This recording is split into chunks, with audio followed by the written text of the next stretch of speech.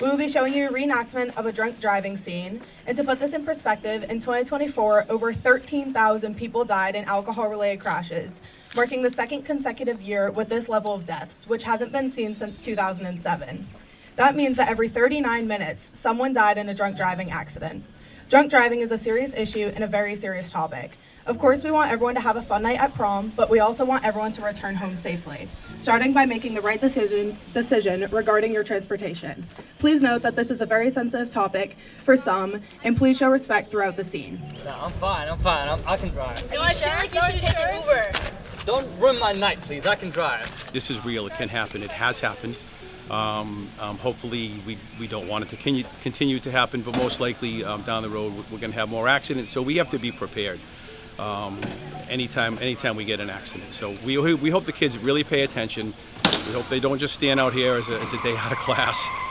This is real. This is real life, and we want them to pay attention and really get a lot out of this.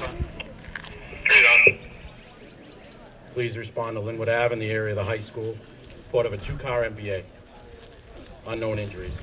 At this time, we're going to wait 5 minutes for law enforcement to arrive. This will be the longest 5 minutes of their lives. Well, I hope they see that this is real, that this can happen, even if it's not somebody that's intoxicated. It can be somebody that's distracted, or somebody that's just not paying attention. It can happen at any time, or they could be a victim of something like this. This is for real. We go through this many times, unfortunately, in a year.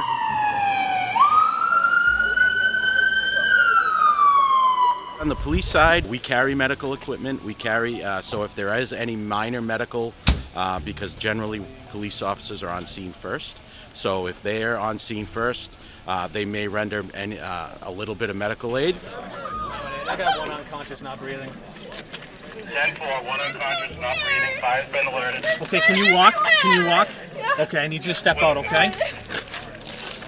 You need to step out, all right? Come over here with us. Come over here. Just step out, okay? Is she breathing? We're going to work in conjunction with the police department as we do at every accident scene. They have their roles, we have our roles. Our roles is to make sure the scene is safe for our firefighters first and our rescue personnel. And then we determine whether we're going to need extra equipment. So now we have one unconscious victim that we're going to look at first. The other paramedics will look at the other victims, and we'll do what we call a triage. We will triage the patients as to the severity of their injuries. We usually have an engine company. An engine company is a truck that carries hose, water, if the car is on fire. And if we find out that someone's trapped in the vehicle, then we send our heavy rescue with extrication tools.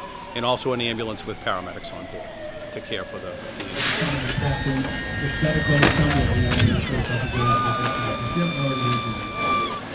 You're going to take a series of 9 steps down this line.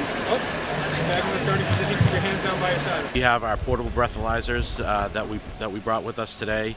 We're going to conduct field sobriety tests, so the kids will see somebody going through field sobriety. And then go into the investigation portion of our side of it.